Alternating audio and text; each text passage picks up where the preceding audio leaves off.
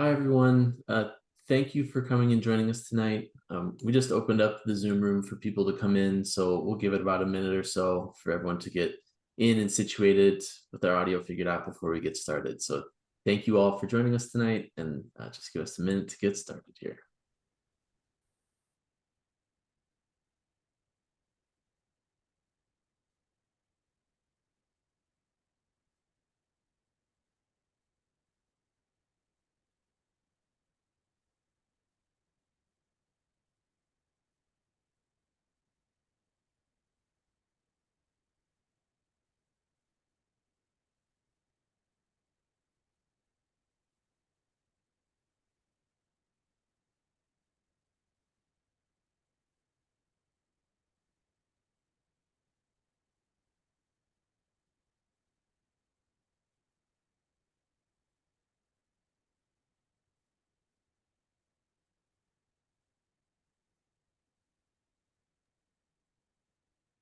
All right, I'm sure there'll be some more people trickling in as we get started, so we'll go ahead and kick off our evening tonight.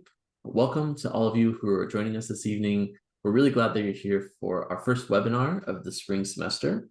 My name is Dalton, and I am one of the assistant directors at the New Student and Family Program Office here at Duke University. And we're really thrilled that you've taken some time out of your day to join us for this evening's webinar.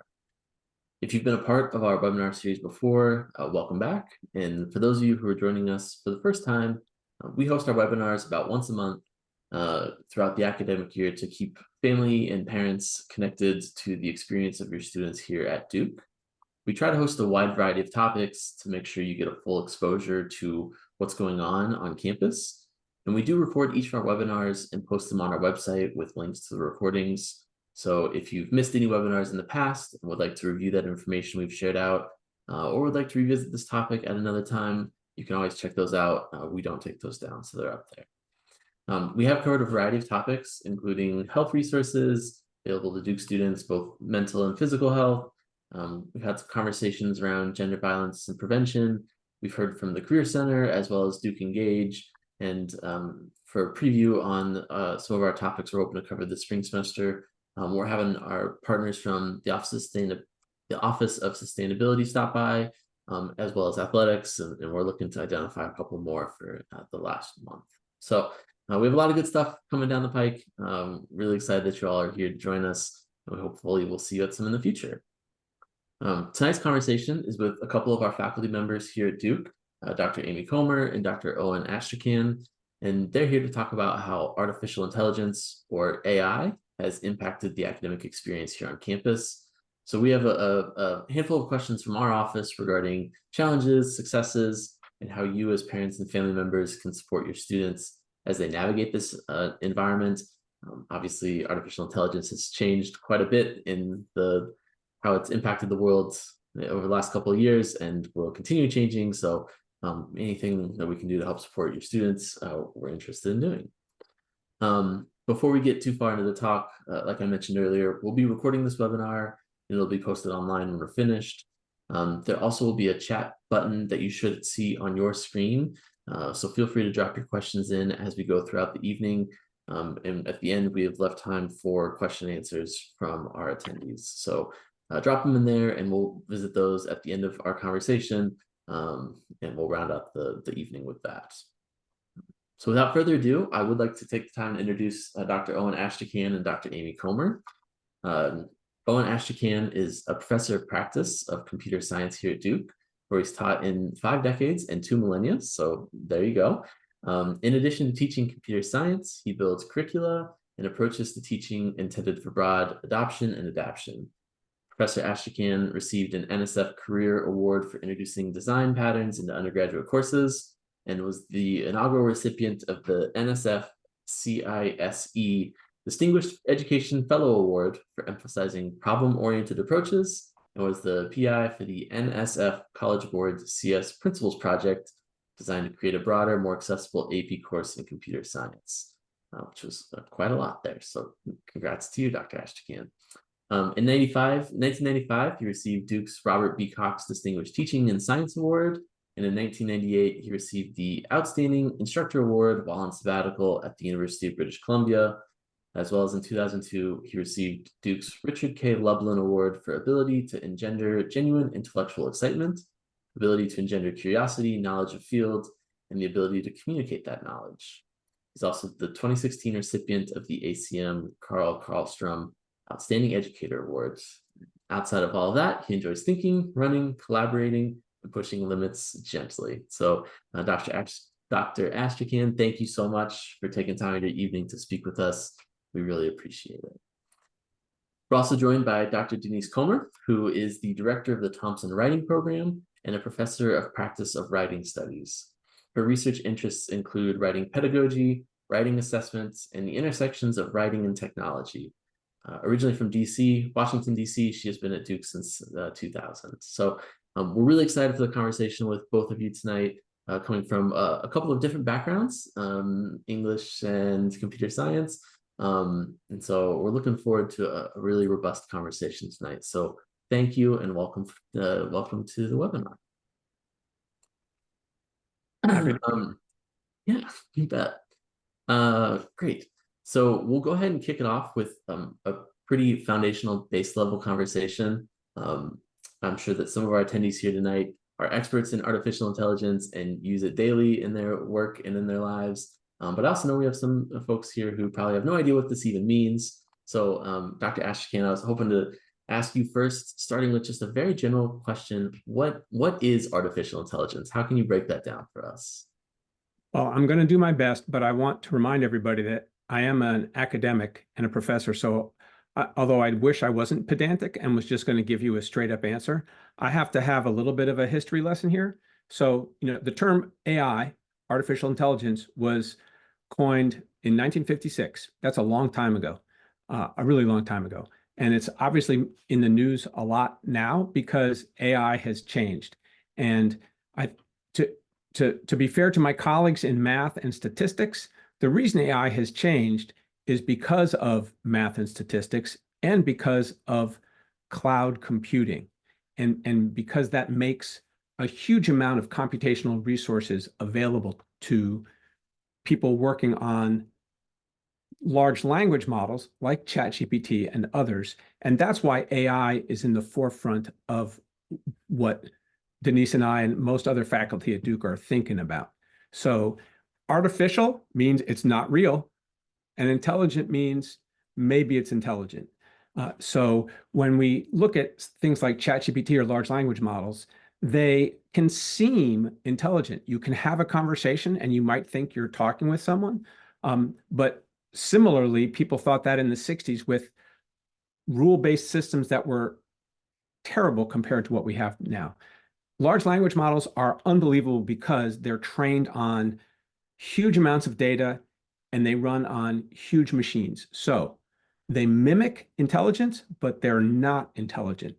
But from a student perspective, they work way better than Google often in trying to answer your questions. So what is AI?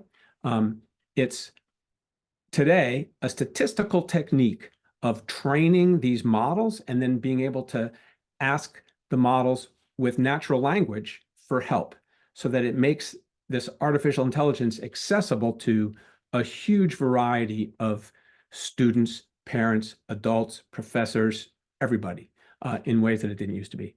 That's maybe a little longer than you wanted, but it's not real and it masks itself as intelligent. Yeah, that's really great. I think as you were talking, it made me think of the Turing test, which I think I just know from the one movie with Benedict Cumberbatch, which I can't think of right now off the top of my head. Imitation Game? That's the one. Yes, thank you. Thank you. And clearly there's been a lot of changes and developments since then till now. And clearly we're constantly innovating and continuing to make changes as we go forward. So I think we'll get to that a little bit later tonight. So yeah, that's big picture, what artificial intelligence is. I am curious to know, and maybe Denise, you could start off with this one. From your experience, when did Duke start talking about artificial intelligence in an academic setting? Like when did these conversations start happening that you were a part of? When did you start talking about these things with your colleagues? Thank you, Dalton, and I'm delighted to be here. Hello, everybody. Happy to be here with Owen. I first started hearing about it in the fall of 2022, and in professional organizations focused around writing studies, people started talking about it. And then I think that the student Duke Chronicle, a reporter from the Chronicle, asked me for an interview maybe in November of 2022 or so. And then soon after, we've just had sustained conversations as faculty and across Duke. Dr. Astrachan, what about yourself? Is your timeline similar to that? Well, I want to make sure that we're talking about like things like ChatGPT, because I was a graduate student at Duke in the 80s with doing research in artificial intelligence, and it had nothing to do with what we're talking about today. So today, I think across Duke, we're talking about how do tools like ChatGPT affect what we do in the classroom and affect what we're going to do, what our students are going to do when they leave Duke and are in the workplace, where tools like ChatGPT and other tools that use those same large language models are frequently more in use no matter what you're going to do.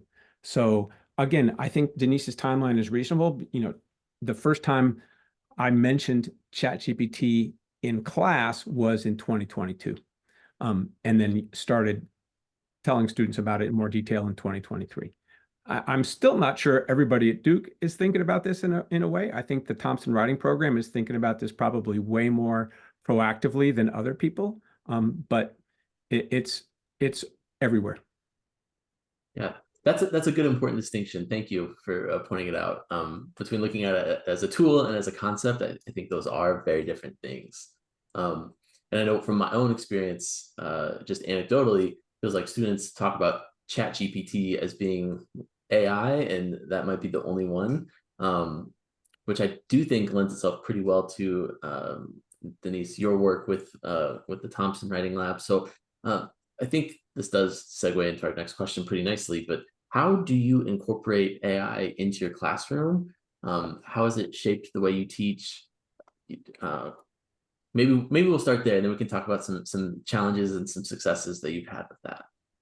Sure. So I'll speak a little more broadly about the entire program. So the Thompson Writing Program runs we teach some upper division courses as well, but we also run all the sections of first year writing, which as you probably know, every Duke undergraduate takes academic writing either in fall or spring of their first year at Duke. And so we have around 35 or 40 faculty in our program who teach these sections. And my colleagues have different approaches right now to generative AI in their courses. Some are putting on their syllabi that no use of ChatGPT or likewise is allowed, and you know, any use of it is unauthorized.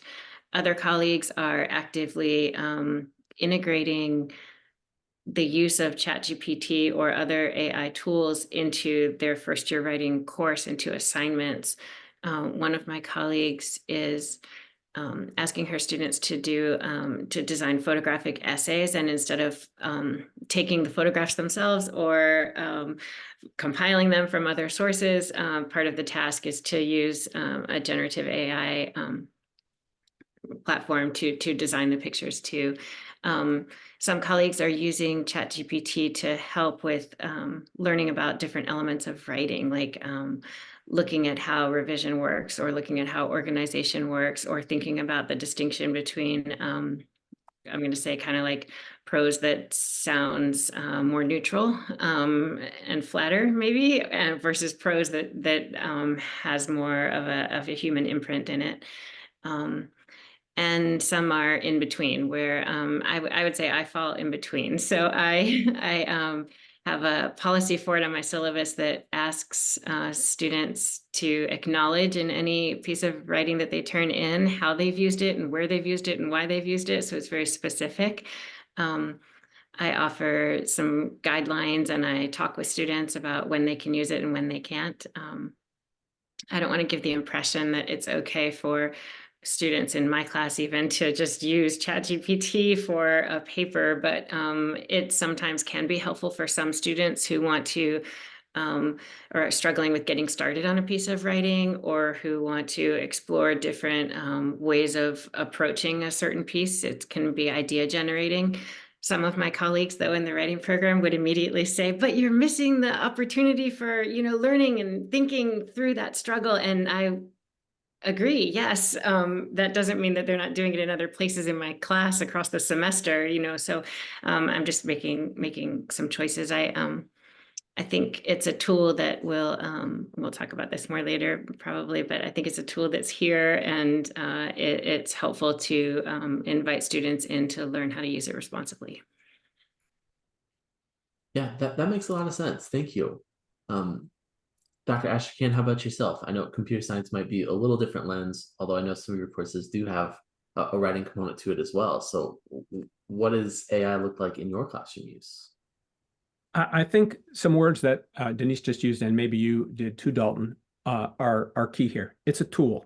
And if we hope our students are using the appropriate tools. Let me date myself a little and tell a story about when I was an undergrad, there were no word processors.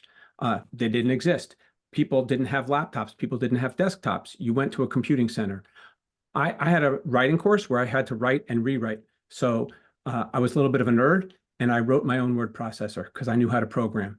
So that when I would type it in and then I would get corrections, I would be able to, I didn't have to type the whole thing again. Type, manual, typewriter, electric typewriter. And I was told I'm not allowed to do that because I was making the rewriting process easier. And I complained and said, look, it's a tool. Anybody, I'm happy to teach anybody how to use it. It's a tool. And ultimately, they did let me use it. I think that's what ChatGPT is. It's and other large language models, but ChatGPT, in my experience, is by far the best one right now in terms of ease of use, in terms of the user experience. So I think it would be disingenuous of us to not have students use these tools, even though in our introductory programming class, it will solve almost all the problems we give you. So we have to change how we're teaching those because we want to make sure that students know how to do things without ChatGPT and with ChatGPT. And now I'm using ChatGPT as a generic term like Kleenex or Xerox because there are tools that live in our programming environments that do things differently. In the writing course I teach, I explicitly allow ChatGPT, and I have assignments that say, first do this without ChatGPT, then do it with ChatGPT, and let's compare the results of how that worked for you so that the students can see it themselves. And that way, if they want to do it with just ChatGPT, okay, but they want like some extra credit, they got to do it both ways. Now, do I know that they're really doing it? No, it's almost impossible to detect if somebody has used ChatGPT to generate the whole thing. Denise talked about generative AI, but in my experience, students are using it much more to get help, not to write the whole thing, but to help guide them the same way that they use Google. I mean, it's way easier to use ChatGPT than it is to use Google for some things, but then you have to verify it because it does hallucinate. So I don't think people ever outlawed Google when it first started being ubiquitous and allowing people to search the web. So I think, to be fair to our students, who not all of whom are going to become professors, but some are going to go into the workspace, they're going to be using these tools, and we should be using them too. Yeah, that makes a lot of sense. I think if I might chime in my own personal experience as a business major, learning how Excel worked, like accounting formulas, was important for that conceptual knowledge, but no one is doing accounting hand and paper anymore. Like it's all happening through software. So the analogy of a tool really resonates with me a lot. I think that makes a lot of sense. And I'll build on that too. In the space of writing, things like spell check and grammar check and word prediction and citation generators, right? All of that. Those are also tools, and they are, as Owen said, they mimic intelligence, right? If I could say that, but they're, as we all know, they're not perfect, right? And sometimes we really mean a different word that it didn't predict, or we mean a misspelling, a certain spelling of a word, that the tools can't know. That's really great. I think both of you shared some examples about how you've incorporated it into your classroom. I was hoping maybe you might expand upon some particular anecdotes of how has it been successful, and how have you maybe missed the mark and had to do your own learning and reassessing and growth from semester to semester? I have a amusing or not amusing anecdote, depending on your point of view. I teach in spring, I teach the same course, which is kind of technical and social foundations of information in the internet. And last year, I gave a midterm where I said, read these two things, write your comments. And then I gave them the output of ChatGPT. And I said, please grade ChatGPT's answer to this question and tell me why. And at that point, ChatGPT wasn't as good as it is now. So I gave it a reference to the article, and it made up stuff. I mean, it was totally made up. And maybe 20% of the students said, I'd give ChatGPT a 0 because it made up stuff that doesn't appear in the article. And 80% of the students said, that looks good to me, because it did look good.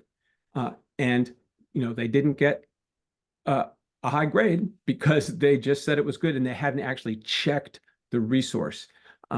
So now students, I think, are much better at doing that. And I wouldn't try to pass that off in the same way, because I'm using ChatGPT much more, in a positive way.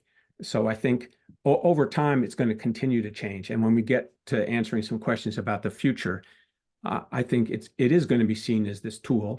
And Duke is going to, I think, widely adopt, I hope, these tools so that students have access to the best version of those tools, not just the low-end version, but the pro version. The same way that students have access to all Microsoft products at Duke, and when they leave, they have to figure out how to do that themselves. But Word, Excel, PowerPoint, that's free for students at Duke. So should, as I see it, be the large language models. I'm not sure I have I have a negative anecdote to share. I did have an experience in a course where I received a piece of writing that did not acknowledge ChatGPT, and it read to me not like the material I was used to reading from the student, and not really fully embracing the assignment that I had, in some ways it did, but not as fully. And so that was an unfortunate anecdote, I'll say. Yeah.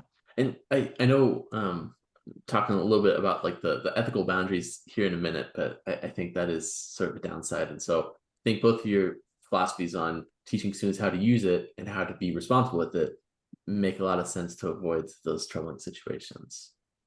I think this is the next question I have is thinking and comparing and contrasting humans and AI. And I know Dr. Ashkan, you talked about this a little bit, but what are some things that you think humans can do that AI cannot, and vice versa? And how do you think about that when you are programming or when you're creating assignments for your students, when you're doing lesson plans? One easy thing is, if I ask ChatGPT to analyze its own output and say, well, what about what you just told me is good or what it's bad? It's not very good at that. And if I say, well, I have a question about what you just told me, it seems to be contradictory to something I already know, it's not very good.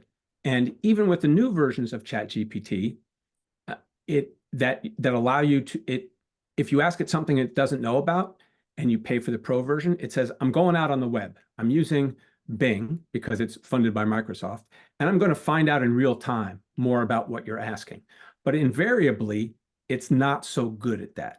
If you ask it for things that are old, meaning more than a few weeks or more than a few years, it's really good. But for cutting edge stuff, not so good. It's really good at playing chess. You can't beat an AI chess program. But for what we're doing in class, I think at an easy level is people are much better at determining whether what they get is good. ChatGPT is really very well able to produce output, but not so good at analyzing whether that output is good given specific criteria. It really tries to say level and not say that's bad, that's good. Even if you give it a rubric, and in my course, for example, students are evaluating each other all the time. It's a lot of peer review. And here's a rubric. Please evaluate this writing. ChatGPT does not do that well. So it's really good at generating output, not so good at analyzing that output. I would in terms of writing, I'm not sure that it yet generates output that's of the quality that is sufficient for many sorts of writing tasks. It probably will be able to do that soon. At this point, right now, the several aspects of ChatGPT are less polished than human versions of the writing. Even those of us who aren't, who those of us who are excellent writers, and those of us who are, like struggling writers too. So it can sound kind of flat and neutral, as I said. It has kind of hallmark transition words that that sometimes aren't appropriate for a given writing occasion. It does not canvas research and sources in ways that are as expansive as a human could do with Duke Library's system, for example. It also doesn't cite in the way that some academic writing requires. And I'm doing some work with some pretty obscure women travel writers, British women travelers who went to India in the late 18th century and early 19th century, and material that's published about these writers that I can find through research, is not like I'll ask the same question and ChatGPT gives me really incorrect answers and wrong answers. It also, as I said before, writing is thinking. And so if we're thinking about students and why they're at Duke, right, to learn and to grow and to, explore and also have fun, and any opportunity we have to really think through a question or an idea, I mean, that's an opportunity where we're going to land somewhere where we maybe didn't know we were going to begin with, right? And so ChatGPT does take away that human kind of like, happenstance, I guess, or imagination, right? That we can flex. Let me add one thing to it, because while we were having this discussion, I asked ChatGPT, what's something you're not as good at as I am? And it said, emotional intelligence. I don't experience emotions or empathy, so I can't truly understand or relate to human feelings. Creative imagination, not so good at that. Ethical and moral judgments, not so good at that. So that tells you maybe what, as a professor, you should be asking of your students, not just here's a writing, what does it say, but something about what does it make you feel, or what is your ethical and moral judgment about the situation that was described in this writing. So ChatGPT will help you understand its own shortcomings, and that's a way to go. There was more, but I think that's enough. Yeah, that's a great live demonstration. So thank you for sharing that. Your work, Denise, your answer sort of reminded me. The Rubenstein Art Center on campus right now has an art exhibit that was curated by ChatGPT, based on all the items that are in Duke's art catalog. And I went and visited it over the break, and it's very interesting in that all the pieces that were selected, it had the ChatGPT's answer of why, and then there's the museum's answer of why this does or does not make sense based on the prompt. And more often than not, the ChatGPT picked up on some part of the title that related to the prompt, and it said this makes sense, even though museum curators know that it doesn't have any relevance to the topic at all. So that's what that sort of just brought up to me, which I thought was a good example. Great. I know we've talked a little bit sort of around the responsible use of AI, and I'm sure we have several questions in the chat around it, but how are you communicating the ethical boundaries of AI to the students in your classroom? Like I know we've talked a little bit about the assignments, but how are we teaching students how we should and shouldn't be using tools like this?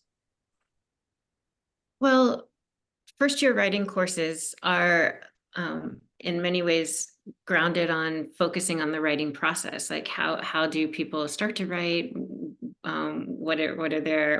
What kinds of emotions do we have as we're writing? Some of you might or might not think about your emotions as you're writing, and that's okay. But we focus on some of that, and also the drafting, revision, brainstorming, peer feedback. So all of that involves human interaction. And I know in my own writing and in the writing we encourage of students, we don't need to think about writing as like, the lone writer solitary in an attic somewhere. Like it's human discourse. And the more people we can engage with our writing and get feedback from with our writing and not feel, not judge ourselves, right? Oh, it's too early a draft, or oh, I'm never going to get it to sound as good as I wish, or all that stuff that we say. So that's one of the dimensions, I guess, is in terms of how can you be kind of authentic to yourself as a writer, and use ChatGPT or something similar as a tool, but still be authentic to yourself. And then also taking advantage of the learning opportunities that come from struggle and uncertainty and even disappointment sometimes, and failure too. Those are really important moments for all of us that we go through and that help shape us, right? And those are important. And then in terms of the research, though, that ChatGPT can or can't canvas or doesn't produce, if you ask it to write let's say a 5-page research essay, I'll call it like a generic research essay, right? It doesn't have any disciplinary boundaries. I don't know if it's like a research essay that's supposed to come from a perspective of cultural anthropology or sociology or English literature or statistics for that matter, or chemistry, right? So sometimes we might not know all the information that we need to input into a ChatGPT to yield the thing that's going to work for us in a given situation. And then the other is most of Duke Library's amazing, incredible holdings are expensive and are paid for. And Owen would know more about this than I do, but I think that some of the material, the research articles that have been written in books that are still behind paywalls, that doesn't necessarily ChatGPT doesn't know about it or report on it when you ask it things. And so that does really concern me, not just because we should all keep behind paywalls, which is another issue, but whose voices tend to be most public and dominant, and whose are not, and whose are underrepresented, and how is ChatGPT going to kind of promulgate those inequities, right, in terms of who we think is a really reliable source on something, and why wouldn't someone else be a reliable source too?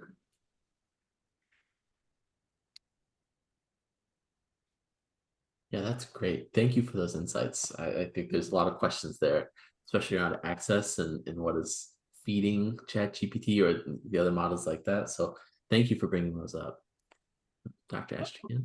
I'm going to follow up because I'm using ChatGPT Live because that's what I like doing, and especially in response to one of the questions, looking ahead, which was about critical thinking, and I asked ChatGPT to give me 100 words on the ethical use of large language models in an academic setting, and one thing it said was, students and educators must make sure that these are used to enhance learning, not bypass intellectual effort. That's one of the things that Denise just talked about. And these tools should complement, not replace, critical thinking and original work.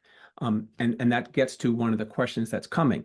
Now, so that means that the professoriate at Duke, we have work to do to make sure that it's not replacing that and actually is complementing it.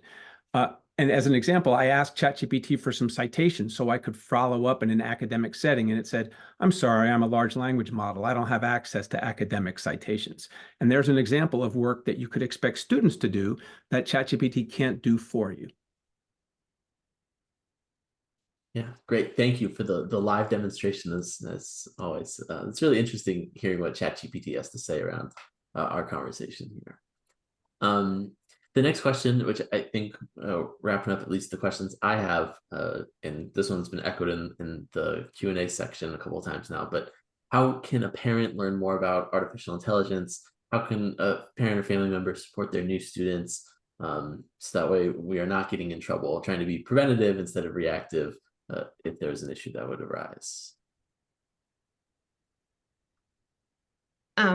I would encourage you to, if you haven't already tried it out, I would encourage you to try it out for something, some task, some writing related task that you have in mind or that you have before you, and see what you think about it.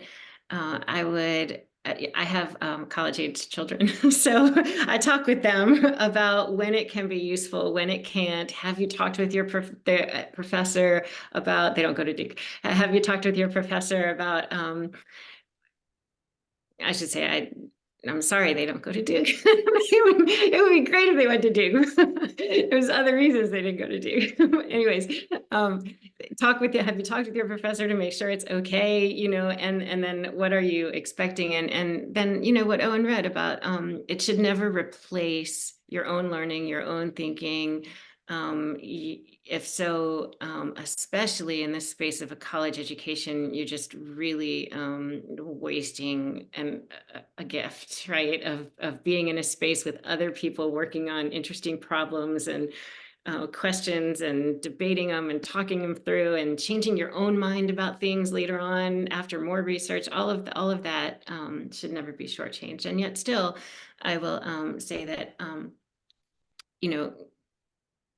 sometimes getting started and using ChatGPT as a way to get yourself moving on a project, that it has been useful in those cases, or brainstorming in some instances. And again, I'll qualify that because I think there's real value in keeping brainstorming just human and not ChatGPT. So I'm not suggesting it, I'm just saying in some cases it can be useful, or if you're really struggling with a sentence, right, and you want to see different approaches to that sentence or different organization of things, you can ask it to rethink certain things.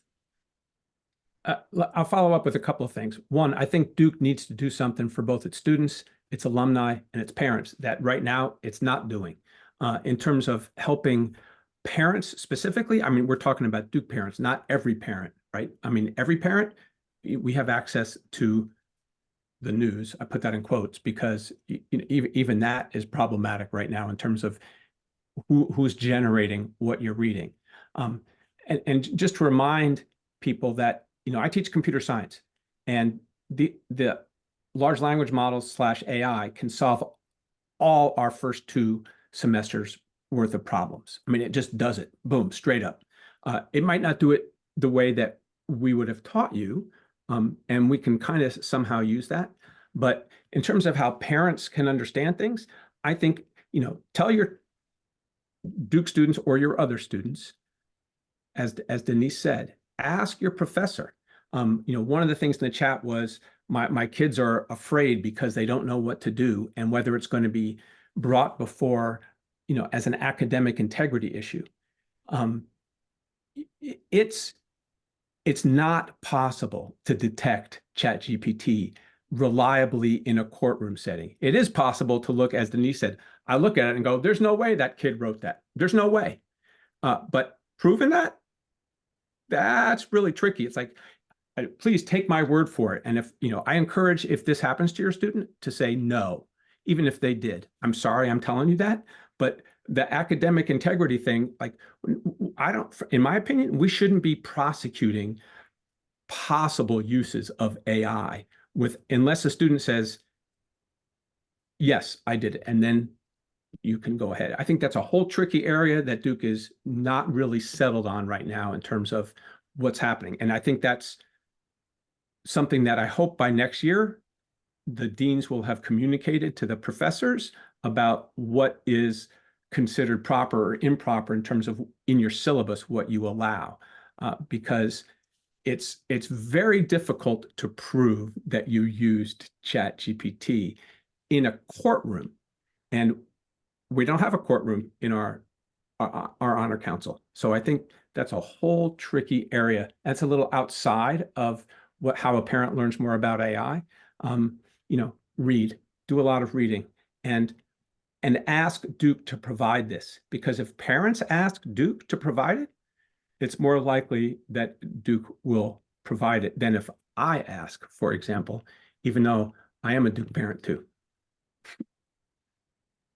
Great, thank you both. Some really insightful, high-level stuff there. I think the last question I have, we've kind of alluded to it a couple of times, but looking forward at the future, like, where do you think AI will go? Like, what is next on the horizon? And I don't expect all the answers. ChatGPT didn't exist a couple years ago, and as you both alluded to, you haven't started talking about it in the classroom up until about 4 semesters ago. So, with that caveat, what do you see? Like, where are we going with this? How will Duke adapt? How will we change? How will artificial intelligence affect the way we work with the world? I tend to have optimism with most things rather than skepticism, though I do have healthy skepticism. So I do think ChatGPT will get better. I think the flatness of the prose or the hallmark features of the transition words, might get a little smoother. It might end up, depending on how the commercial aspects work, it might end up having more access to more databases. But I think that it's going to lead us to be better teachers of writing, and it's going to lead us as people to continue and to think about what is the purpose and value of writing. My cat's meowing, sorry. What is the purpose and value of writing? What do I think about a question? What do I want to say? What matters to me? What's important? What do I want other people to hear? And I recognize I'm speaking about writing from a particular disciplinary perspective. I mean, in some contexts, like workplace contexts or some other disciplinary contexts, like from the sciences, sometimes, or math, sometimes you write an explanation or a summary, right? And it's not always about like, having a big take on something or having big feelings about something. It's summary, right? So it's a kind of mundane task. And yet that's important too, in those spaces, to make sure you fully understand a quantitative idea through prose. In terms of education and writing, we in writing studies have always dealt with how to teach in a way that limits the opportunity for plagiarism. And so that often has emerged in designing writing assignments that are not really generic or that are nested within the work of the course. Scaffolding writing assignments so that you have stages, not just like give me an 8-page paper in 2 weeks, but that you have moments for brainstorming, annotated bibliography, a proposal for the writing. You have peer feedback, instructor feedback on drafts and revisions. Going to the Duke's Writing Studio, which is a resource for writers. It's those of you who maybe don't know about it, the Writing Studio offers free one-on-one consultations with Duke students for 50 minutes, and they can come at any stage of the writing process, even if they have the assignment, but they have no idea what they're going to write, or if they have a fully polished draft that they just want to, make sure is saying what they want it to say. So I think it's going to help our assignment design continue to be strong and offer students writing assignments that feel meaningful to them and that feel meaningful to me as an instructor reading them. Like, I don't want to read 20 of the same boring essays, like they're saying all the same thing or versions of the same thing. Like, I try to design assignments where each student, where one person's response is by nature going to be very different than another person's because they're two different human beings. Hewing back to where is AI going to be in 5 years? We have no clue. Today, my least favorite innovator and entrepreneur, the person who is in charge of Neuralink, in fact, announced that now we have brain implants in a human subject instead of a rodent or a pig. And how long is it going to be before, for a small fee, something like that happens? I can buy glasses right now from Meta/Facebook that allow me to do my Instagram feeds in without doing anything. And I'm thinking, is it time to get those? I paid for Google Glass and that was a waste of money. But I might pay for the Meta because I like to stay on top of the technology, since that's coming quickly.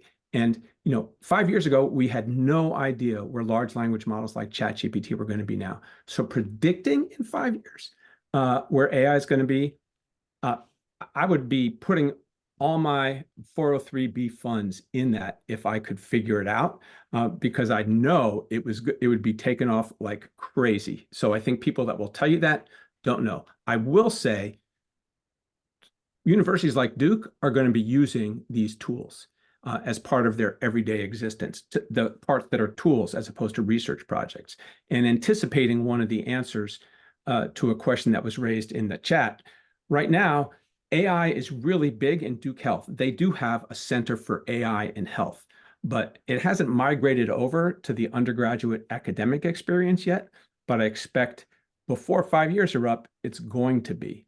It's going to have to be, or Duke won't be competitive the way we want to be in terms of leading our students towards solutions to doing this. I'm now seeing papers by my colleagues at other universities on how to do prompt engineering in a software engineering context. Like, how do you ask questions? Because when you ask questions well, the ChatGPT will help you way better than if you ask questions poorly. And I'm guessing that one of the things we'll ask our students to do is give us the entire output of your ChatGPT session, require it. It's much harder to edit that than it is to just provide it. So I think we're going to see some changes in what's allowed and not allowed. And I think we have no idea on both how ubiquitous ChatGPT is going to be and whether it's going to survive the onslaught of class action lawsuits about its intellectual property. Yeah, that's great. I hear you on betting your 403(b) on the future. If I could find my own lottery ticket numbers for tomorrow, I'd be set. So yeah, great. Well, thank you. So that was the final question that I had. I know we kind of talked about it a little bit. There's some that have come through on the chat. So I think we'll just start at the top. And this first question, I actually don't know if you all have the knowledge of it or not, but is the curriculum at Trinity being adapted each year to accommodate AI so kids can meet job requirements once they graduate? I'm not well familiar with the curriculum, and I don't know for sure how much either of you know, but I figured I'd pose that and see what your thoughts were. Interestingly, Denise and I are on the Trinity undergrad committee that's proposing a new curriculum. And AI is not in our proposal, because how you conduct your class isn't really something that is imposed on professors from the curriculum. It's more of a bottom up than a top down. So I'm hoping that there will be some guidelines about proper and ethical use of AI. I doubt that the university is going to say you can't use it. I hope the university is going to say we're providing free for our students access to the best large language models that are out there, the same way we provide access to the other tools we mentioned earlier. Curriculum per se is an interesting kind of term, but I think Denise and I share some excitement in our new proposal. Yes. But it's not about how AI is going to be used or not used. It's more about how we're going to make sure that the first year experience is great and how we're going to ensure that students are educated across the universe of possibilities that Duke has in terms of its great and excellent teachers. Yep. Well said, Owen. Okay, great. So I think we kind of talked about this one a little bit as well, but maybe seeing some expansion on it. But tools aside, does Duke plan to offer any AI educational courses to its students in the near future? So I know that in some teaching spaces that I've been in, faculty have talked about designing a course based on their discipline and using AI, and perhaps that would be in a title of a course. But I think, like Owen said, I mean, right now, Duke's guidance to faculty is to make sure you acknowledge ChatGPT on your syllabus and tell your students what they can or can't do with it in a given course. And so at the very least, hopefully all of your children's professors have put something in their syllabus. They might not have accidentally, but if not, then students can ask for something to be put in the syllabus.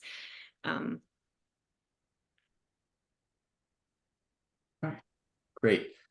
So again, I think this question we've kind of alluded to and answered a little bit, but any expansion, feel free. I have two daughters at Duke, and both are terrified to use AI in any capacity because they don't want to be accused of cheating. I want them to learn how to use it at Duke because they will need it when they graduate. So I think we've answered that a little bit, but if there's other thoughts either of you had, feel free to chime in. I have a great idea for your daughters. I think that you should encourage your daughter to go visit the writing studio and have that be the basis of the appointment, right? There can't be any, it's a very, it's an open space, and it couldn't be perceived as trying to be slippery, right? And just have it be an exploration session of ChatGPT, maybe not even related to anything in their coursework at all. I mean, I have used it in my professional, not in my academic research, but in some professional ways, like brainstorming ideas for a committee, right? As a starting point. We didn't stop there, but like, let's see what ChatGPT thinks we should, try to do this year, or ideas for events, or summarizing large pieces of text. But again, I don't leave it there. The summaries then are read and vetted and changed, by me to make sure they are true to the original. Again, that's like trying to describe what it is, like professional kinds of stuff, like just not research. But yeah, I think it's also reasonable for people to be uncertain and worried. I think communication is key, though. I think encouraging your children to talk with many students. First-year students are quite scared of talking to faculty. Actually, I know that because I work with a lot of first-year students. They worry that that we don't want to take the time or that they're going to say something stupid, and then we're not going to think they should be at Duke, or whatever it is that they're worried about. But by and large, we're here, and we love working with students, and students come to my office hours. I'm like delighted because it's someone to talk to. So I would just encourage communication. Echoing one thing Denise said, asking students to talk to their professors, that's a great plan, except that a lot of students are afraid to talk to their professors. Apparently, we're scary. Even if we don't think we're scary, some of us come across that way when we don't intend that to be the case. I hope that if a student is really afraid about that they can go to their academic dean and say, reach out to my professors, because I don't know what the AI policy is, and I don't want to get caught for something that I should be allowed to do from my perspective. So that your dean, your academic dean, is hopefully your advocate on these areas. And I would encourage you, if your children are have a little trepidation about us approaching a professor, to get their dean in the loop, or use a TA, because sometimes they're undergrad TAs or TAs. That depends a lot on the course. So, but academic dean, that's a place to go. And if you're afraid of your academic dean, come see me. I'll help you out. Or me. Yeah, great. I was going to end this at the end, but saying if there's other questions we don't get to, feel free to send them to our office. and I can pass them on and connect. So that's really great stuff. Thank you. The next question, does Duke have a center of excellence for artificial intelligence or machine learning? Another question I have no I tried to answer that earlier by saying they do have an AI health center. It's big, and Duke has a center for computational thinking that's investigating AI across the university, but that's not a center for excellence in AI and machine learning. I think that's something that's being thought about and built now, because those centers are typically across Trinity, engineering, Fuqua, law, medicine. Duke is a big place. I try to stay in Trinity in my little area, but because I'm in computer science, I end up crossing over to engineering often, and I like crossing over to my interdisciplinary colleagues. But we don't have that center yet to get right to the point. Thank you. I think we've kind of talked about this one a little bit too, so happy to move on past it. But what is your take on whether ChatGPT helps students in critical thinking and analytics, or is it detrimental to that? I think we touched on that earlier with our ChatGPT response, but I'll defer to Denise on that. Yeah, I think it's detrimental to critical thinking if you're using ChatGPT as a replacement of an opportunity or space or time to engage in critical thinking. However, if in the examples of some of my colleagues who are using it to focus in on different choices we all have as writers for different parts of a writing project, right? Like how asking ChatGPT to produce paragraphs of some kind and then radically reorganize it, or approach it with a totally different perspective. I mean, that can, in using ChatGPT as an object of inquiry and study, can help with critical thinking if it's done in a guided kind of way, to help us become better learners and writers. Great. Thank you so much. All right, I think we're kind of running out of time, so I don't know. Looking through, if we get to maybe one more. Again, this is sort of broad picture looking ahead. We've talked a lot about ChatGPT and the large language models. So I've been taking my notes. I've learned a little bit tonight, so that's great. But AI is not all about ChatGPT. So what areas of life, human life, do you think will be most impacted by artificial intelligence in the near future? I mean, I want to think. I'm really interested in what's going to unfold in the space of design and imaging, and images. I think it and art. I don't know. I'm not saying it's. I'm curious about what's going to happen. Kind of like that art exhibit you were just referring to, Dalton. So.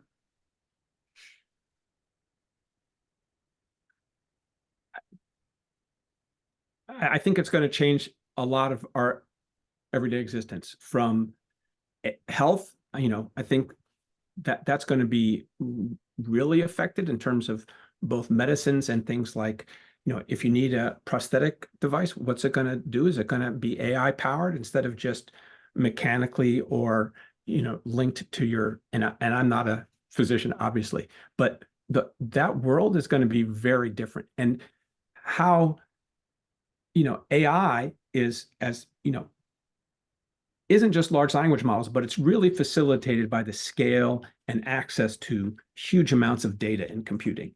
And I think the intellectual property issues are interesting if you're interested in intellectual property issues, because how does that training work? Who owns that data? Who has the rights to that data? These are interesting questions that, in some of my courses, I try to answer. It's outside the realms of AI, but it's related, because that's why we're talking about ChatGPT, for example.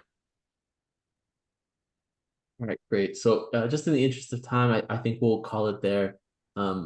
If you do have other questions that have come up about any of the topics we've discussed tonight, please email us. Our email is familyprograms@duke.edu. We would be happy to connect you with either Denise or Owen, or both, if that'd be interesting, if we need some help answering those questions. But really, I just want to say thank you so much, Owen and Denise, for taking your time out of your evening tonight. Really, I think this has been a great conversation. We've learned a lot. And clearly there's a lot to figure out and process as we go forward in the future, but this is a really great introductory for a lot of our parents and families. So thank you so much. Thank you. It's a pleasure being here, and I hope everyone enjoys their evenings. Thank you all. You bet. All right. Well, enjoy the rest of your evenings, everybody. Our video should be posted uploaded on our website within the week. So check back if you want to revisit any of our topics. And I hope you all stay safe and have a good rest of your week.